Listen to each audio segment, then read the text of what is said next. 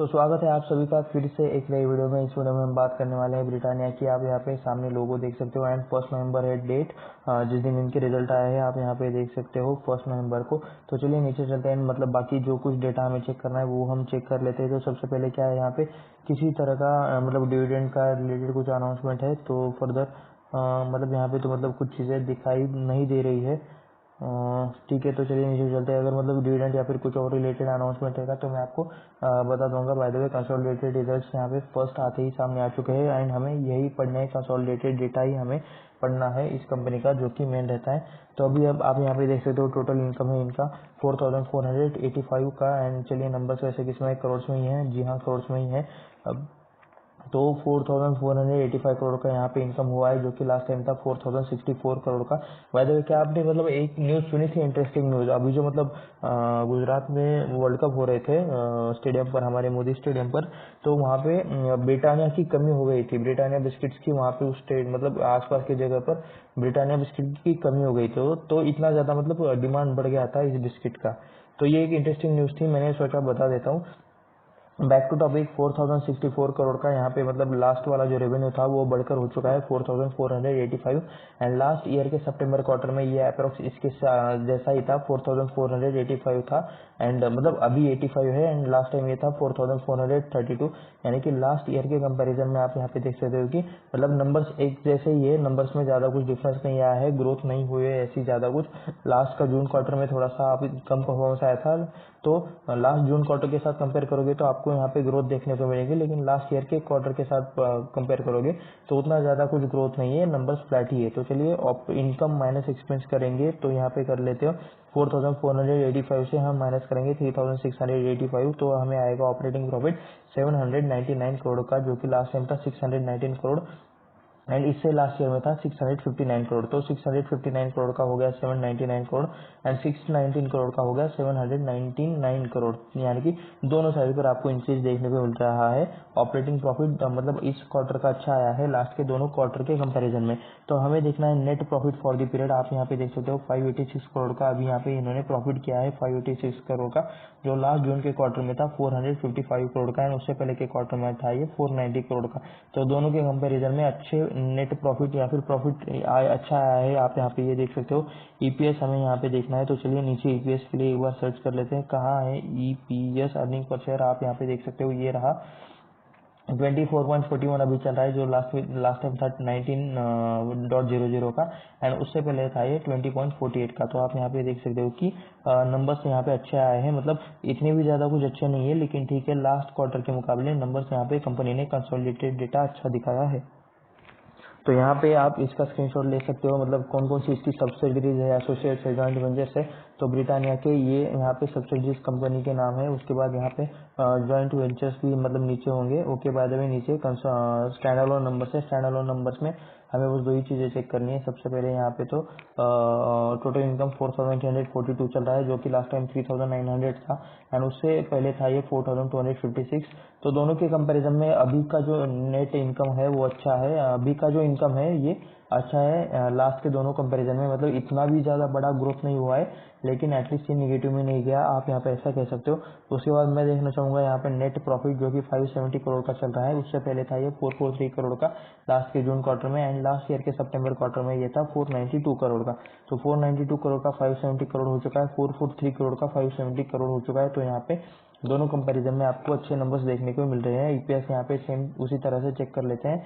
EPS 23.68 चल रहा है अभी का, जो कि लास्ट टाइम था 18.39 एंड उससे पहले था ये 20.45।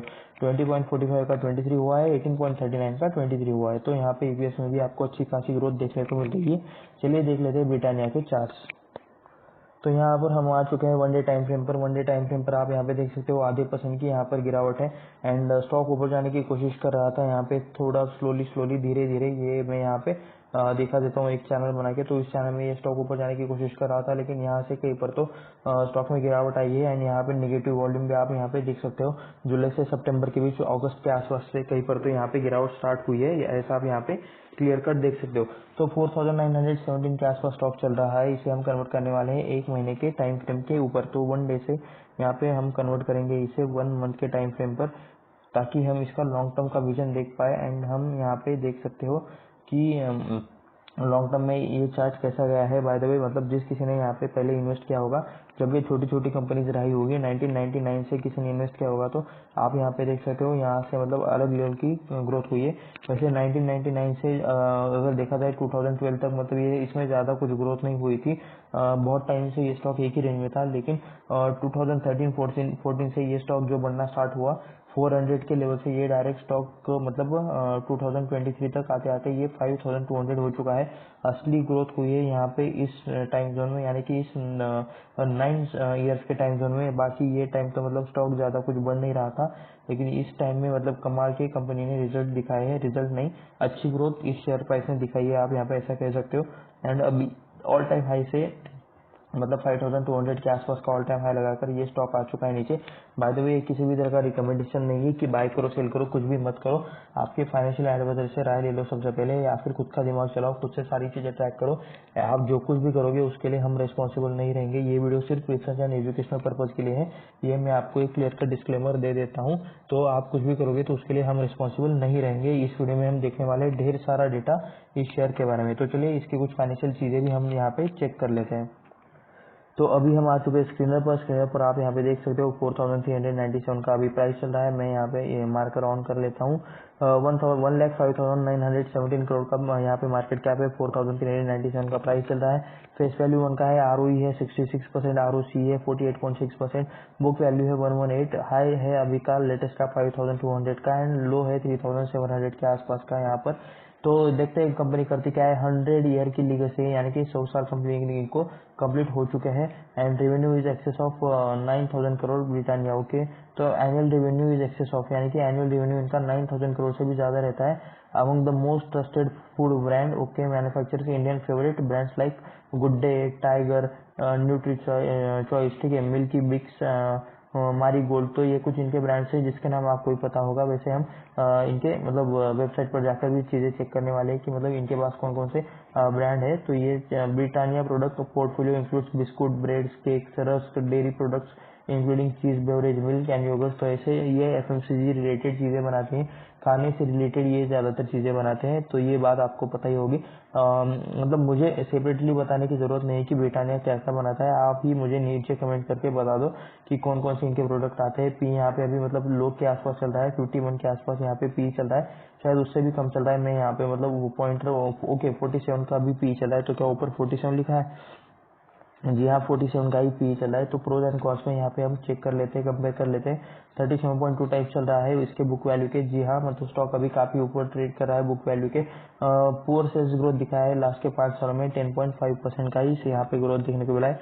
अच्छा डिविडेंड दे रहे हैं, लास्ट 3 सालों में अच्छी ग्रोथ की है। ये है यहाँ पे प्रोज में लिखे हुए पॉइंट्स। तो यहाँ पे FMCG में यहाँ पे बस मतलब 2 ही 3 कंपनी ही इन्होंने दिए हैं, जिसमें से थर्ड वाली कंपनी का तो मुझे नाम भी नहीं पता और ना मैं उसे चेक करने वाला हूँ, क्योंकि ये कंपनी आप यहाँ पे देख सकते हो। यहाँ पे लॉसेस क्वार्टर प्रॉफिट का जो मतलब ये है, ये माइनस भी दिखाई दे रहा है। जो कुछ भी है कंपनी का नाम भी मुझे नहीं पता। तो कंपेयर नेस्ले के साथ ही कर लेते हैं। चलिए IT के साथ भी मतलब कंपैरिजन हो सकता था इसका शायद, या फिर चलिए ठीक है नेस्ले के साथ कर लेते हैं। नेस्ले की भी मतलब बहुत सारे ब्रांड्स हैं, एंड मतलब ये भी नेस्ले भी पुरानी कंपनी है। 2,30,000 का है नेस्ले का मार्केट कैप है। 1,50,000 मतलब 5,900 के आसपास ब्रिटानिया का मार्केट कैप है। ब्रिटानिया का पी नेस्ले के पी के कंपैरिजन में सस्ता चल रहा है। इसका ब्रिटानिया का पी अभी मतलब लो के आसपास है, ठीक है, मतलब टॉप से काफी अच्छा खासा नीचे आया है, आप यहाँ पे ऐसा कह सकते हो। हमने चार्ट पे देखा था। एंड क्वार्टरली रिजल्ट में आप यहाँ पे देख सकते हो कि नंबर्स अपडेट हो चुके हैं सितंबर क्वार्टर के अभी के लेटेस्ट वाले। तो सितंबर 2020 से रिजल्ट देखना स्टार्ट कर लेते हैं। 3,400 के सेल्स थे, वो बढ़ के हो गए 3,400, फिर 3,500, 3,700, 4,100, एंड अभी ये चल रहा है 4,400 के रेंज में। तो ग्रोथ देखने को मिल रही है, लेकिन स्लो ग्रोथ है, ठीक है, एकदम ऐसा ज्यादा कुछ बढ़िया ग्रोथ यहाँ पे देखने को नहीं मिल रही है।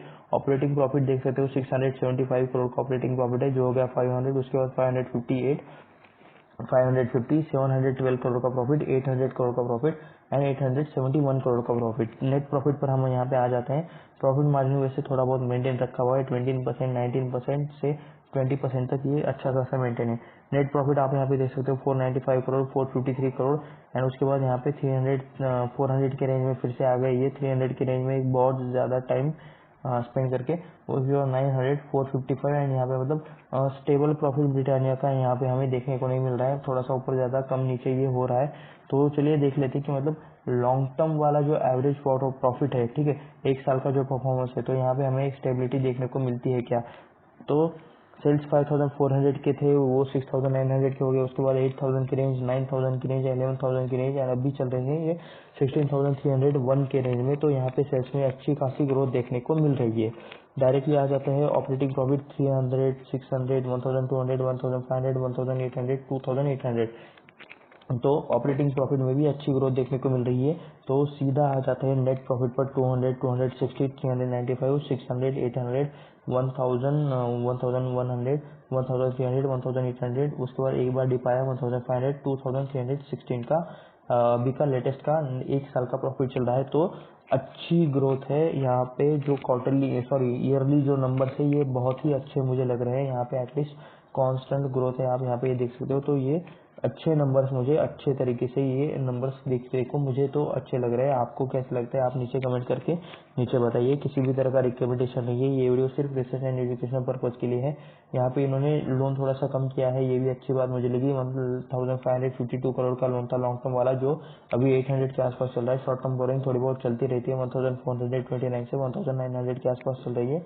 रिजर्व कंपनी को बढ़ाने पे थोड़ा सा ध्यान देना चाहिए। 385 करोड़ के रिजर्व है जो बढ़ के हो चुके हैं 2824 के, जो पहले थे 3500। तो रिजर्व में यहाँ पे गिरावट देखने को मिल रही है। ये है यहाँ पे एक नेगेटिव पॉइंट कंपनी का। कंपनी को रिजर्व्स पर काम करना चाहिए, रिजर्व्स यहाँ पे अच्छे खासे बढ़ाने के लिए। ईयरली परफॉर्मेंस देख लेते हैं, 50.73% का प्रमोटर होल्डिंग है, यानी कि कंट्रोलिंग स्टेक कंपनी ने अपने पास रखा है। 50.55% प्रमोटर होल्ड करते हैं। एफआईएस 40.85% थे, अब है 19.66% दिया है, पहले 12.82% थे, जो अब है 13.84%। पब्लिक देख सकते हो 20% का पब्लिक का हिस्सा था, जो अभी 15.94% का है।